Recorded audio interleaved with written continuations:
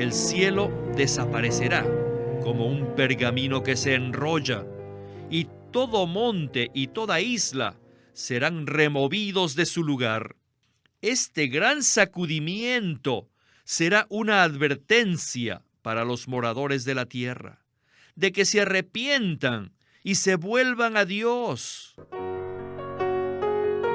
Bienvenidos al Estudio Vida de la Biblia con Witness Lee. Esperamos que este Estudio Vida los introduzca en un disfrute más profundo de las Escrituras y de nuestro querido y precioso Señor Jesús. Visítenos en nuestra página de internet radiolsm.com y allí podrán escuchar gratuitamente todos los programas radiales del Estudio Vida.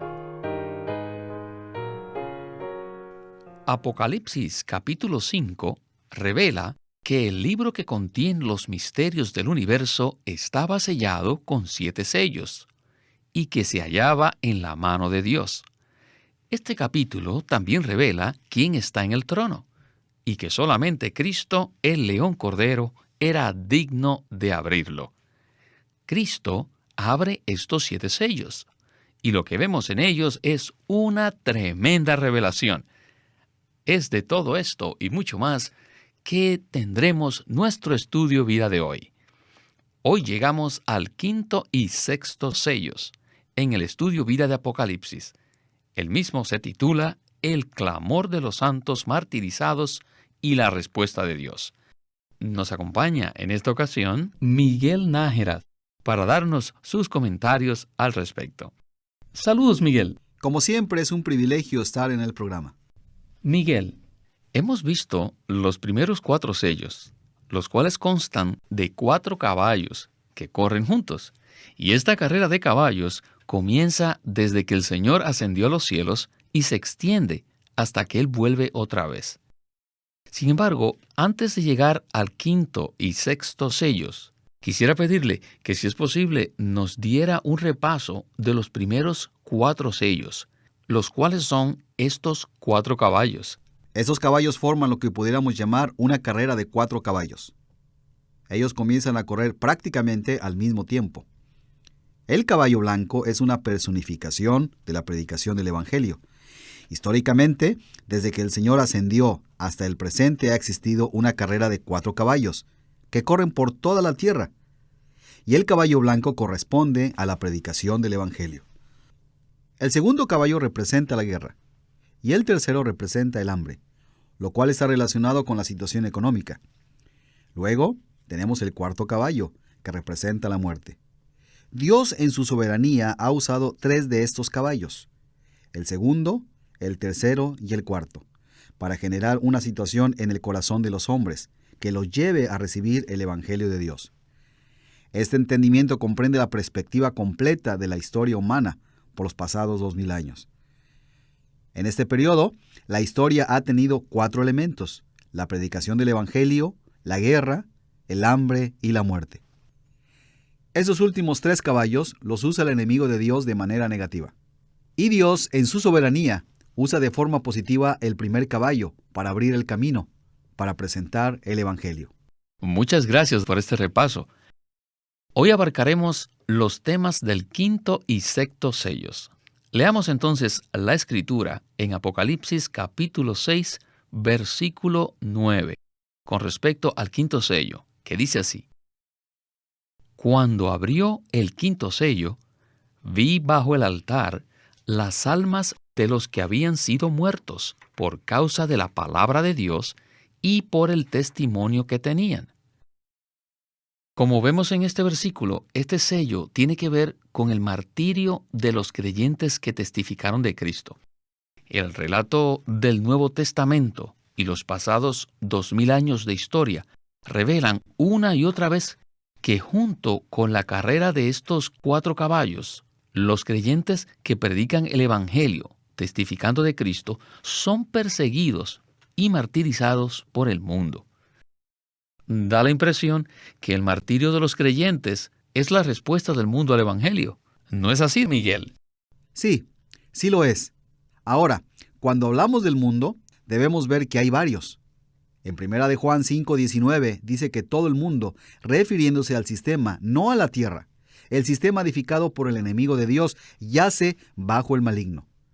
Así que en la tierra están los seres humanos que viven en un sistema mundial, donde se ven las necesidades humanas, el alimento, la vestimenta, el transporte, el gobierno, la educación, el entretenimiento. O sea, hay un sistema que comprende todo esto. Pero detrás del sistema existe alguien. El hermano Ni, en un excelente libro que habla del mundo, titula uno de los capítulos, La mente detrás del sistema. En la predicación del Evangelio se da testimonio de la verdad de Dios, de la persona y obra de Cristo, de la economía de Dios y del reino de Dios. Y el Señor nos exhorta a que salgamos a todo el mundo y prediquemos el Evangelio. En Mateo 24:14 dice que la predicación del Evangelio del reino en toda la tierra será una clara señal a los judíos, en particular de que se acerca el fin del siglo. Así que nosotros estamos dando continuación, estamos siguiendo las pisadas de miles y miles de creyentes. Estamos anunciando el Evangelio, no solo el Evangelio del perdón de pecados, sino el Evangelio del reino, del gobierno divino. Y a Satanás no le gusta esto. De hecho, lo aborrece. No quiere perder a ninguna de las personas que tiene atrapadas. Así que cuando nosotros, los creyentes, salimos a predicar el Evangelio, Satanás pelea y ataca de diferentes formas, por medio de calumnias, críticas, etc.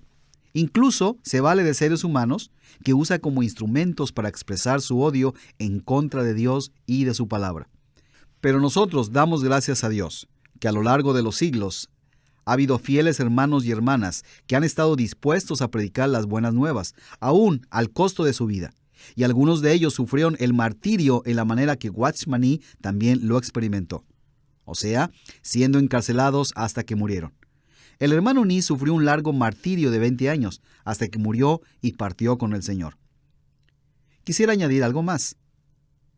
En una cultura como la que vivimos, en la que muchas veces se relaciona el Evangelio con reuniones grandes, con espectáculos, es posible que no tengamos la sensación de que se está librando una guerra espiritual. No obstante, es un hecho, se está librando una batalla espiritual por causa de la predicación del Evangelio. Sí, y podemos estar aquí teniendo comunión, porque somos los beneficiarios, no solo de la misericordia soberana del Señor, sino del sacrificio fiel que sufrieron los esclavos del Señor, los cuales pagaron el precio supremo del martirio para traer el Evangelio completo de Dios a nuestros oídos. Y por eso, queridos radioyentes, sabemos que tanto ustedes como nosotros estamos agradecidos profundamente al Señor. Miguel, Apocalipsis capítulo 6, versículos del 9 al 10, habla de los mártires y de su clamor. Y dice así: Cuando abrió el quinto sello, vi bajo el altar las almas de los que habían sido muertos por causa de la palabra de Dios y por el testimonio que tenían. Y clamaban a gran voz, diciendo: ¿Hasta cuándo, Señor, santo y verdadero, no juzgas y vengas nuestra sangre en los que moran en la tierra? Aquí vemos que los creyentes que fueron muertos claman al Señor para que los vengue. Y según el versículo 9, ellos estaban bajo el altar. ¿Qué quiere decir esto? Bueno, el hermano Witness Lee, en el estudio Vida de hoy, explica qué significa estar bajo el altar. Escuchemos nuestro estudio Vida de hoy. Adelante. En Apocalipsis 6:9 vemos que las almas de los mártires están bajo el altar. Esto denota que ellos fueron sacrificios inmolados. Cuando un sacrificio era ofrecido en el altar, su sangre corría hasta caer debajo del altar. En Levíticos 17:11 vemos que la vida de la carne está en la sangre. Queda entonces implícito, al decir que las almas de los mártires están bajo el altar, que a los ojos de Dios todos ellos fueron ofrecidos a Él como sacrificios hechos en el altar y que la sangre, o sea, la vida de ellos, fue derramada allí. Ahora ellos están debajo del altar. En tipo y figura, el altar estaba en el atrio del tabernáculo y del templo, y este atrio representa la tierra. Por lo tanto, la expresión bajo el altar significa debajo de la tierra, donde están las almas de los creyentes martirizados. Este es el paraíso, donde el Señor Jesucristo fue después de su muerte. Está en el corazón de la tierra, y debe ser la sección agradable del Hades, donde está Abraham. Hoy día, los creyentes martirizados están en el paraíso debajo del altar, o sea, debajo de la tierra. Muchos cristianos no saben que el paraíso está en el Hades. La prueba más evidente de esto se halla en lo que el Señor Jesús dijo en Lucas 23:43 al ladrón que fue salvo. Le dijo: «De cierto te digo, hoy estarás conmigo en el paraíso». En Hechos 2:27 y 2:31 se revela que después que el Señor Jesús murió, fue al Hades. Y Mateo 12:40 indica que el Hades está en el corazón de la tierra, donde el Señor estuvo por 3 días y 3 noches después de su muerte. En el Hades hay una sección agradable que se la compara con el seno de Abraham, donde estaba Lázaro, según Lucas 16. Este no es el paraíso celestial, sino que está en el Hades, en el corazón de la tierra. Después de haber escuchado esto suscita una pregunta. ¿Qué pasa con las personas después que mueren? Cuando un creyente muere, no sube al cielo, sino que desciende al paraíso, al corazón de la tierra, a la sección de consuelo que está en el Hades. Según Lucas 23:43, el paraíso es el lugar donde el Señor Jesús fue después de su muerte, y también es el lugar donde fue el ladrón que fue salvo en la cruz. El paraíso está en el corazón de la tierra, y es una sección del Hades, la sección agradable donde se encuentra Abraham. Otros enseñan que cuando el Señor resucitó, la sección placentera del Hades, que se conoce como el paraíso, fue trasladada a algún sitio en el tercer cielo. Si ese fuera el caso, entonces el rey David, el salmista, ya estaría ahí. Pero en Hechos 2:27, Pedro cita el Salmo 16, donde dice que el alma de David estaba en el Hades. Y más adelante, en Hechos 2:34, dice claramente que David no subió a los cielos, lo cual indica que David no había ascendido, sino que todavía estaba en el paraíso, en la sección placentera del Hades. La muerte introduce a los creyentes a una condición anormal de no tener un cuerpo, o sea que tienen espíritu y alma, mas no cuerpo. Esto es estar desnudos o descubiertos. Y Dios no acepta a alguien en esa condición, o sea, que no permite que alguien en esa condición esté en su presencia. En el caso de Elías y Moisés, que son casos especiales, ellos sí tenían cuerpo. Habrá una resurrección y un arrebatamiento, y habrá una nueva Jerusalén eterna, donde estaremos todos juntos con el Señor. Pero el intervalo entre la muerte de una persona y aquel estado eterno al que alcanzaremos no se pasa en una morada celestial, sino en una condición en la que estamos sin cuerpo en el paraíso. Este es un lugar placentero, donde el creyente puede estar con Cristo en una medida superior a la que estaba mientras estaba en la carne, y ahí, en un estado que no tiene cuerpo, espera la resurrección para ser resucitado y arrebatado. Así que el paraíso y el cielo son dos lugares diferentes. Si examinamos las Escrituras con exactitud, veremos que cuando un creyente muere va al paraíso, a la sección placentera del Hades, a esperar la resurrección. Bueno, entonces algunos quizás se pregunten cuál es el significado de Filipenses 1:23, donde Pablo dice: «Porque de ambas cosas estoy puesto en estrecho, teniendo deseo de partir y estar con Cristo, pues esto es muchísimo mejor». Aquí Pablo habló de partir y estar con Cristo. ¿A qué se refería Pablo cuando habló de partir y estar con Cristo? En 1 de Juan 1:3 el apóstol dice: «Y nuestra comunión verdaderamente es con el Padre y con su Hijo Jesucristo». ¿Cómo podemos tener comunión con Jesucristo si no estamos con Él? Entonces, ¿por qué Pablo dice que quiere estar con Cristo?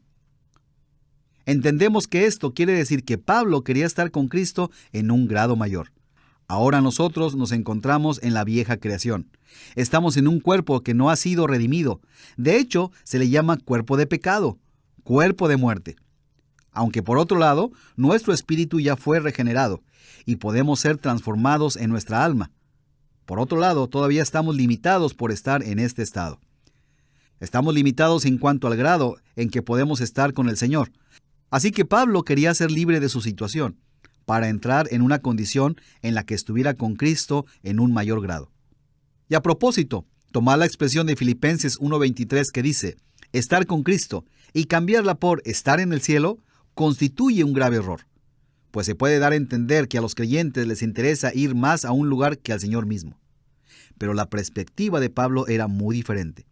Él conocía los diferentes lugares del universo y conocía también la persona de Cristo, y su deseo no era estar en un lugar, sino estar en la persona de Cristo, de una manera más íntima. Nosotros también debemos centrarnos en la persona, en Cristo, y no en un lugar. Gracias por esta explicación.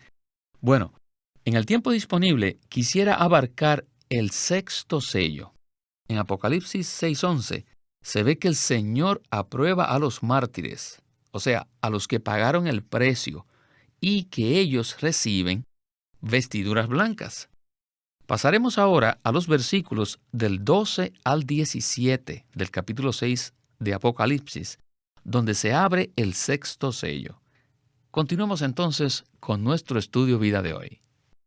El sexto sello, el cual marca el principio de las calamidades sobrenaturales, constituye la respuesta de Dios al clamor de los creyentes martirizados que se mencionan en el quinto sello. Después de la apertura del sexto sello, el Señor vendrá a sacudir la tierra y la multitud de los cielos. La tierra se sacudirá con violencia. El sol se pondrá negro como saco hecho de crin. La luna se volverá como sangre. Las estrellas del cielo caerán a la tierra como la higuera arroja sus higos cuando es sacudida por un fuerte viento. El cielo desaparecerá como un pergamino que se enrolla, y todo monte y toda isla serán removidos de su lugar. Este gran sacudimiento será una advertencia para los moradores de la tierra, de que se arrepientan y se vuelvan a Dios. En los versículos del 15 al 17, vemos la reacción de los moradores de la tierra. ¿Qué es lo que hacen? Se esconden en las cuevas y entre las peñas de los montes.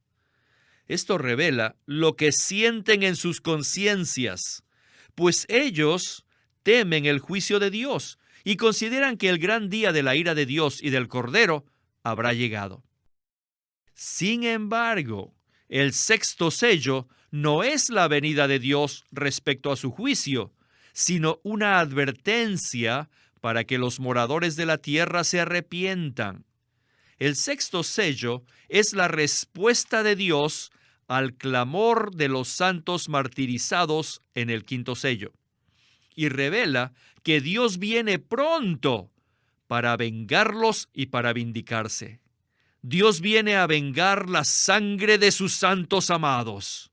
Según Joel 2:30 y 31, no pasará mucho tiempo entre el sexto sello y las primeras 5 trompetas. Miguel, acabamos de escuchar de las calamidades sobrenaturales y de los eventos terribles que sucederán en el sexto sello. ¿Nos podría usted decir cómo se relacionan el quinto sello, que nos muestra el clamor de los creyentes martirizados, y el sexto, que nos habla de las calamidades sobrenaturales? El sexto sello es la respuesta de Dios al quinto sello. Dios contesta la oración del quinto sello, que de hecho es un clamor por parte de los creyentes que sufrieron el martirio. El Señor obviamente no despreciará oraciones como estas. Es significativo que primero tenemos el clamor por parte de los mártires y luego el sexto sello, en el cual se inician calamidades sobrenaturales, incluyendo un terremoto como ningún otro. Esto es la respuesta de Dios a la oración de ellos, pero todavía no es la gran tribulación. es una advertencia para los moradores de la tierra para que se arrepientan, porque se acerca el día del Señor, el fin del siglo. El juicio del Señor está a punto de descender. Así que por un lado tenemos la respuesta de Dios al clamor de los santos, a quienes se les dice que esperen un poco más, hasta que su número se haya completado. Por otro lado, es una advertencia, porque el Señor está a punto de juzgar la tierra con justicia. Primeramente, hace resonar una advertencia para los moradores de la tierra, pero tal vez no harán caso del Evangelio. Así que Dios les habla por medio de diversas catástrofes. Así que debemos entender que, en principio, toda catástrofe comunica el mismo mensaje, que debemos arrepentirnos. Como parte de las calamidades se dará un terremoto que ni siquiera la escala de Richter lo podrá medir. Y la gente clamará y pedirá que los montes le caigan encima, que los protejan del rostro de Dios y del Cordero. Esta es la respuesta del Señor. Y también la advertencia que Él da de que todo el mundo se prepare porque el día del Señor se acerca. La gran tribulación de 3 años y medio está a punto de empezar. Y poco después de esta advertencia se abre el 7º sello y se empiezan a oír las trompetas en una secuencia rápida. Entonces comienza la gran tribulación, lo cual, aun mientras Dios lleva a cabo su juicio, prepara a los moradores para que se enfrenten a la venida del Señor, a quien Dios estableció para que juzgara a los vivos y a los muertos. Las personas que no son salvas todavía deben darse cuenta de que en esos días las cosas no serán iguales como lo son ahora. Así que deben prepararse para encontrarse con el Dios soberano, el juez. Podemos orar. Señor, prepárame para tu venida. Prepárame para recibirte a ti. No quiero recibir tu juicio, quiero recibirte a ti. Amén. Espero que todo el que nos escucha haya orado para recibir la vida eterna en Cristo, para que no sea uno que en aquel día se esconda en los montes cuando vengan las calamidades, sino que sea uno que ahora se esconde en la preciosa sangre de nuestro Señor Jesús. Aleluya. Gloria al Señor. Bueno, hermano Miguel, le agradecemos mucho que nos haya acompañado en este programa y esperamos verle muy pronto. Gracias por invitarme nuevamente.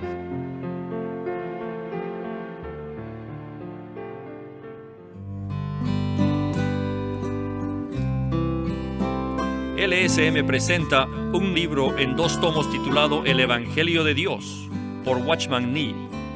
En este juego de 2 tomos, Watchman Nee presenta el contenido de la salvación que Dios efectúa, incluyendo el pecado del hombre, el amor, la gracia y la misericordia de Dios, la naturaleza de la gracia, la función de la ley y la justicia de Dios, la obra de Cristo, la obra del Espíritu Santo, la certeza de ser salvo y la forma en que Dios elimina los pecados del creyente. Estos mensajes son amplios y abarcan desde la condición pecaminosa del hombre antes de ser salvo hasta su destino en la era venidera. Este libro se llama El Evangelio de Dios por Watchman Nee. Watchman Nee llegó a ser cristiano en la China continental en 1920, a los 17 años de edad, y ese mismo año comenzó a producir sus primeros escritos. En casi 30 años de ministerio se demostró claramente que él era un don especial que el Señor dio a su cuerpo con el fin de adelantar su obra en esta era. En 1952 fue encarcelado por su fe en Cristo y permaneció en la prisión hasta su muerte en 1972. Sus palabras, sus escritos, continúan siendo una rica fuente de revelación y provisión espiritual para el pueblo cristiano de todo el mundo. Witness Lee nació en 1905 y fue criado en una familia cristiana. A la edad de 19 años fue completamente capturado para Cristo, a quien se entregó incondicionalmente para predicar el Evangelio el resto de su vida. Al comienzo de su servicio al Señor, conoció a Watchman Nee, quien ya era reconocido predicador, maestro y escritor, y con él sirvió en la casa publicadora llamada Librería Evangélica de Shanghai. En 1949, Witness Lee fue enviado por el hermano Nee y sus colaboradores a que saliese del país a Taiwán para asegurarse que lo que el Señor les había dado no se perdiera. Y allí comenzó la obra de predicación y publicación, por lo que también experimentó la abundante bendición del Señor. En 1962, el hermano Lee recibió la carga de ir al occidente y fue y se estableció en California. Durante sus 35 años de servicio en los Estados Unidos, ministró en reuniones semanales, conferencias, entrenamientos, dio miles de mensajes y publicó más de 400 libros, los cuales se han traducido a más de 14 idiomas. Su última conferencia, antes de fallecer, fue en febrero de 1997 a la edad de 91 años. Él nos ha dejado una presentación prolífica de la verdad en la Biblia, y su obra principal, el Estudio Vida de la Biblia, tiene más de 25,000 páginas de comentarios de todos los libros de la Biblia, desde el punto de vista del disfrute de Dios que los creyentes deben tener y de la experiencia de la vida divina en Cristo por medio del Espíritu Santo. También fue el editor principal de una nueva traducción de la Biblia en chino llamada La Versión Recobro, la que también está en español y otras lenguas. Esta contiene un gran número de notas explicatorias y referencias marginales que son muy espirituales. En 1965, el hermano Lee estableció el Living Stream Ministry, una corporación sin fines de lucro en Anaheim que oficialmente representa el ministerio de Watchman Nee como el de sí mismo. Este ministerio enfatiza la experiencia de Cristo como vida y la unidad práctica de los creyentes.